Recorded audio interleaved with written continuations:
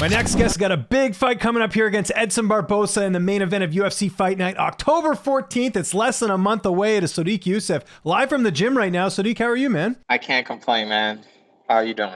I'm doing great, but I'm not going to be punching someone in the face in a couple weeks here. For people who might not know, why haven't we seen you in the cage for so long? Yeah, I herniated a couple of discs in my back last year. It had me out for a long time. The rehab process was supposed to be 6 months, but I injured it a couple more times, being a little bit too eager. Yeah. Well, hey, it's good to see you back. Was this kind of the right amount of time off with the injury and everything, or were you hoping to get in there a little bit sooner? Yeah, no, this is the perfect amount of time off. During the time when I was still recovering, they offered me a few fights that I had to turn down just because I wasn't confident I was going to be able to make it through a full training camp. Right. But knock on wood, everything's going great now. Were the hernia injuries like accumulated, or was it like a freak accident? Like, how did the No, injury? no, it was a freak accident, just a weird position grappling. I felt a slight pop. To be honest, I didn't feel any pain when it happened. I felt a little slight pop, but then when I got home, the pain just gradually got worse and worse and worse, and it got to the point where like, man, I think I need to go to the emergency room. And Damn. I instead decided to take some some Tylenol and stuff, go to sleep, and see if it'll feel better in the morning. I woke up and it felt a whole lot worse. Oh, So damn. that Okay. that's when I went to go check the MRI, and it was a L4, L5. Damn. Okay. I'm not a doctor, but that sounds really bad. So I'll take your word for it. But I guess one of the good things in this whole injury process is that you had time to come up with this YouTube channel, which is just taken off, man. It's created a life of its own. You're a YouTube star, Sodiq. I know Ariel giving you a shout out and everything. What prompted you to do the channel? Because obviously you got a great personality. We've been doing interviews for a while, but was it just something you wanted to do for a while? It's like you said, man. It's one of those things where after I got hurt, I would just come to the gym and watch practice. And my coach and my manager has been getting on me forever about showing more of my personality. She was like, "Man, you're a very likable guy. You're super funny, but like nobody knows it because of the way you fight it. So it doesn't really contrast. I mean, it doesn't like line up with the way my personality is. So the people that never get to see my personality just think I'm some type of brute or something. So it was like, man, just start do all the stuff that you want to do that practice kind of gets in the way of. Start doing it now. Like go try some acting. Go do anything that you want to. It's like start actually using your YouTube. So it started off with me just cracking jokes. These are the same kind of jokes I make around my friends, because I Yeah. hate talking about fighting all the time. So whenever like a new person's in the circle and they ask me about cards and stuff like that, I just start making up bullshit. It's like I try to say the most random shit that I can that still kind of makes sense, but my friends that know what I'm doing are laughing in the background, but the other guy is like nodding his head like, "Oh yeah, yeah, yeah, yeah." So that's kind of how the unprofessional breakdown started, and it just grew from there. Yeah, I'm looking right now, man. You've got like almost 10,000 subscribers. It seems like it's going well. It seems like you have fun with it. Does it not feel like work for you because you're just kind of showing a different side of your Yeah, personality? yeah, it's all jokes. It's not work at all. Like I said, those are is literally the same jokes I've been making forever. I've been making these jokes with my real circle forever, man. And shout out to Izzy, man. He really helped me out. He gave me a shout out on his channel, and that's what really kind of helped it grow. Who are some of your favorite YouTubers? I know you had the poll question there the other day. I saw someone came after me for whatever reason. I don't know, Yeah, but right. You yeah, I don't know. caught Listen, hey, caught but it you know what? straight. It's better to be hated than ignored. That's always my policy, right? So I was so confused about that. I was like, what the hell did James do? He just caught a random stray on Twitter for no reason. yeah, I think you went after me and Guru. What are some other channels you watch? So I was curious about that. To be honest, there's not a lot that I watch consistently. I tune in and out. That I won't lie, man. A lot of MMA you know how the MMA audience is like MMA Yeah, Twitter, man. There's not, especially as a fellow athlete. A lot of them always turn me off like by the way that they talk about fellow athletes. It's cool if it's like all jokes and fun. Like the way I try to make my channel is like it's all jokes and fun. yeah. But It's not some of being them it gets mean. a Like little. there's definitely people out there in the YouTube space that are being mean to fighters. I'm with you there. Yeah, yeah, yeah. And is this weird? Like that same tweet that you got tagged in. I was talking about that kid that does the impersonations of people getting knocked out, and Yeah. in that comment, somebody says He's not hurting anybody, man. I was like, are you sure you don't think the fighters that he's impersonating getting knocked out feel away about it? He was Yeah. like, nah, man, Well, it's just to, fun. to So put it a is different way, imagine if you had the worst, to put it in a different perspective, imagine you had your worst day at work, okay? Imagine your boss yelled at you. yeah. Everyone could see that and people are reenacting that. You think you'd feel good about that? Yeah, No. yeah. It's this thing where as soon as someone sees somebody on TV, it kind of takes away the human nature. Like they stop being a human to them. Yeah. Now they're just a character that they see on TV. I'm like, I can guarantee you, of course, Michael Johnson's not gonna come out and say that hurts my feelings, Right. but I guarantee you, it definitely hurts his feelings to see some kid pretending to be him stiff on the ground. You know. Yeah. So And that's I think, so. I was going to say as well, I think it's a generation thing. Like, I think a lot of kids have grown up this way where you can just say what you want on the internet. Whereas, like, I'm a little bit older. I'm older than you, but like, I was never used to that. Like, you would, Yeah. like, I remember people like back in the day, an athlete would have to write like fan mail to say someone you hated someone. Right now, it's like a click of a button. It's so much easier, right? Yeah, I saw Elon saying something about making people pay for Twitter. Maybe if somebody had to pay to troll you, it would be a little There you bit, go. Yeah. a bit Yeah. easier to understand. Yeah, no, but yeah, I just wanted to mention that about the channel because again, I think you're doing a great job. A lot of fighters are. Renato Moicano's another one who's been, Yeah. building his channel up too. So it's just cool to see you guys in the space. But let's talk about Edson Barboza. That's why we're here.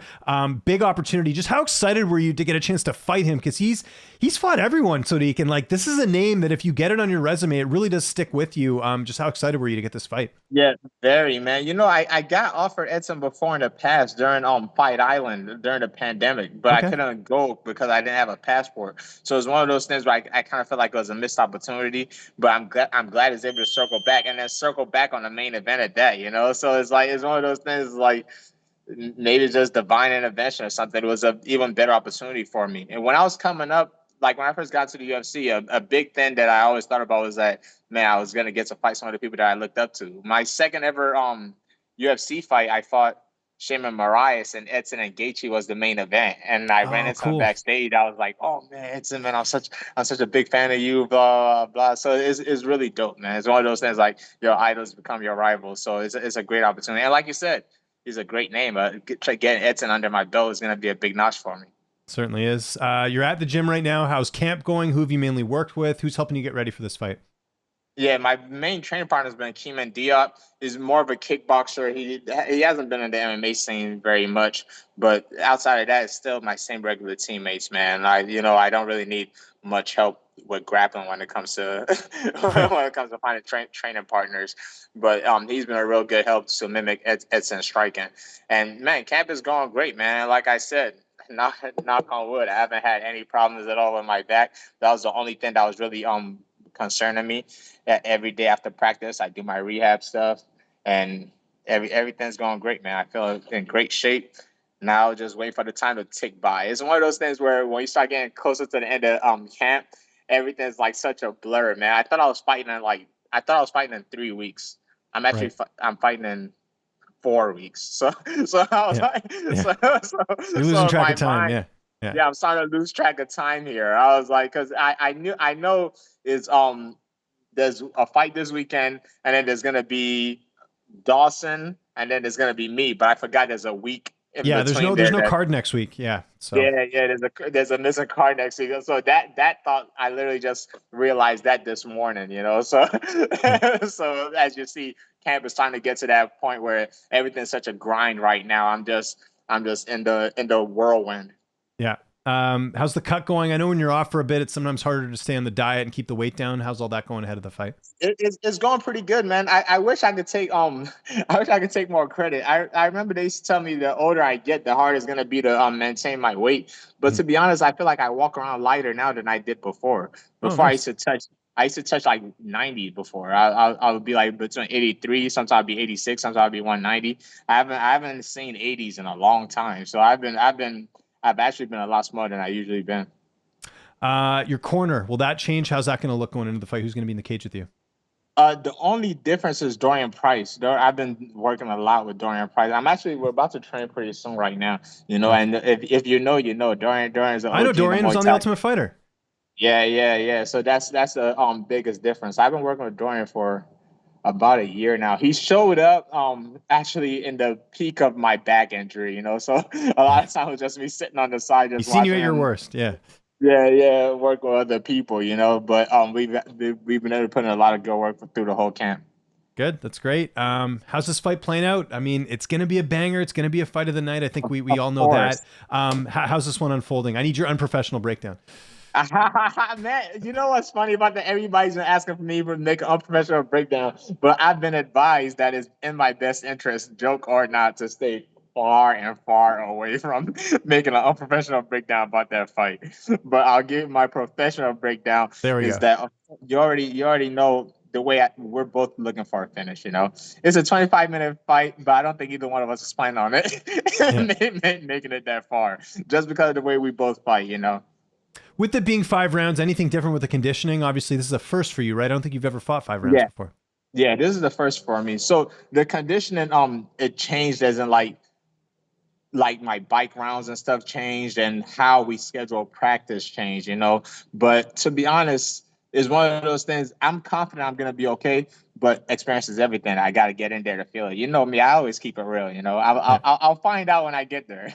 Yeah, for sure. This is kind of like a coming out party for you. I know you fought Arnold Allen, and that was a big fight. Obviously, Arnold's known more now because he fought Max Holloway, but like this is a big name on your resume, and I feel like you've had a lot of bad luck, whether it's injuries or just like I remember fights were taking a while to get put together. Like, do you feel like this is the fight that people are going to be like, oh yeah, this is a contender in the division? Yeah, definitely. That's the way I look at it too. I feel like sometimes, like you said, because of the injuries and the way matchmaking was going, people kind of forget about me a lot.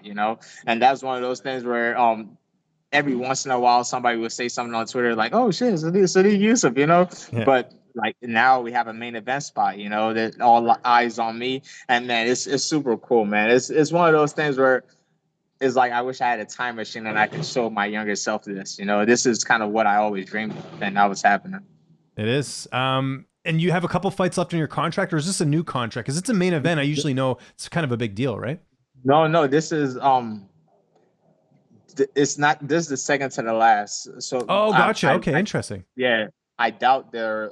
I'm probably gonna renegotiate after this one. I was going to say you want to renegotiate on the last one. So a lot on the line here, man. If you beat Barboza, that's going to be a big, nice boost in the pay, I Yeah, would imagine, right? So yeah. No pressure, right? yeah, exactly. No big deal. What did you think of Sean Strickland winning the middleweight title? Man, this sport is insane, yo. Like I literally somebody asked me at the gym, who did I have? Of course I was like, of course I have Izzy, Mhm. but after I saw Duplessis knock out Whitaker, I'm like, at this, like, come on, yo. Yeah. I'm done pretending to know what's gonna happen in this sport. Mhm. Yeah. It's fist fighting and random things happen all the time.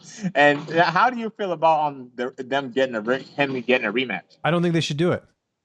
Yeah, because it Because was so. hear me out for a second. Because Izzy just won the title back and he lost decisively. If it was like a quick knockout or was a like razor close fight like Islam and Volk, I think there's a case there. But neither of those things happen. So it's like I kind of want to see the division move along, right? Yeah. That's what most people are Not to saying. mention, But what it if was Izzy loses again? Then he's in trouble because then he would have lost twice to the champ, right? So I don't so know.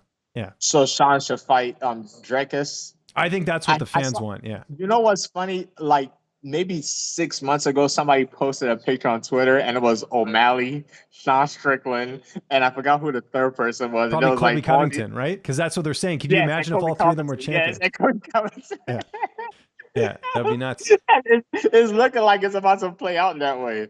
Yeah. Actually, something I did want to ask you, and I figured you'd be a good guy. I know you're from Nigeria originally. What did you make of the whole thing with Izzy and Drakus? I know it's a touchy subject, but someone being an African Yeah, American like yourself, very, what very, did you make of all that? I was just curious.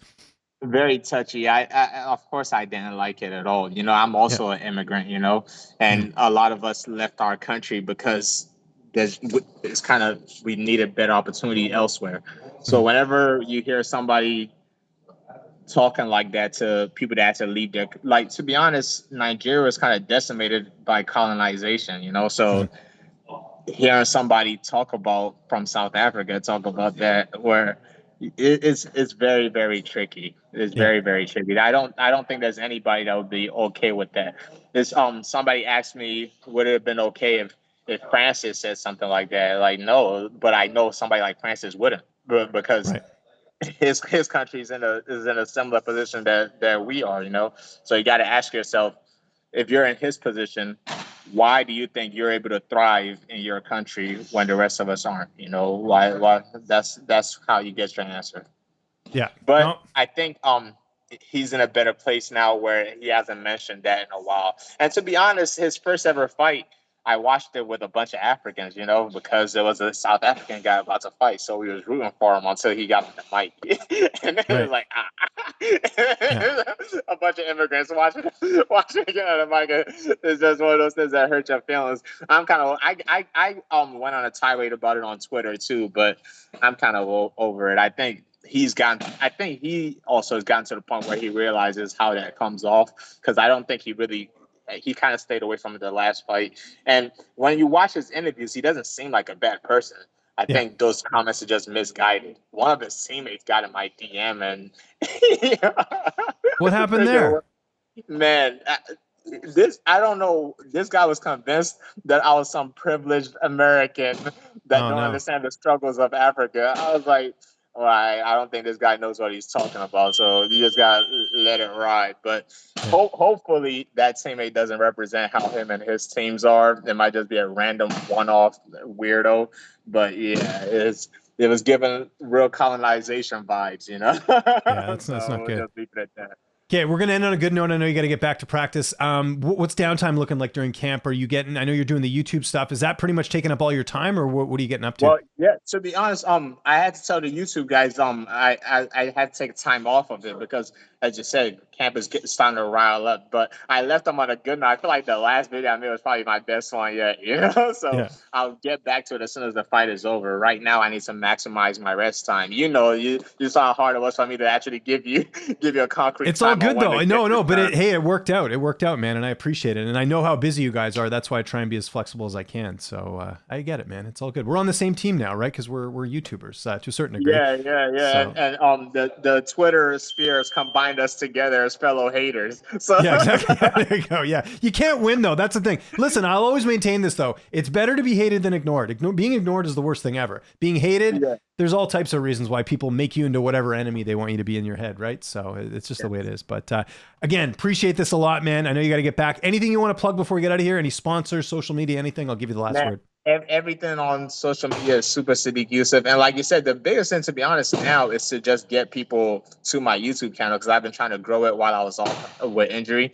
And I'm almost at 10K. If you guys can get me past 10K, I really appreciate it. And if anybody out there knows how to get somebody off shadow ban on TikTok, I would really appreciate it. I've been shadow banned for like over 2 years now. So people won't believe it, but I have over like 1 million followers on TikTok. And then they shadow banned me, and it went straight downhill.